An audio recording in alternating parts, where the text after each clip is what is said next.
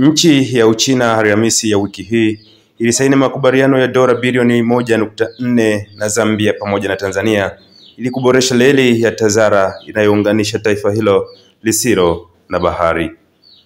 Reli hiyo iliyofadhiliwa na China katika miaka ya 1970 kwa lengo la kurahisisha usafirishaji wa bidhaa za shaba na mafuta kupitia Tanzania inasalia kuwa muhimu katika masuala ya kibiashara ya ukanda.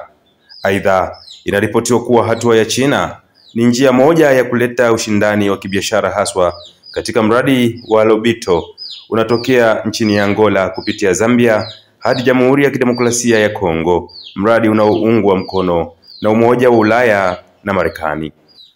Makubaliano kati ya Tanzania, China na Zambia yalitiwa saini wakati wa ziara ya Waziri Mkuu wa China Li Qiang jijini Lusaka, ziara yake ya kwanza katika kipindi cha miaka 28.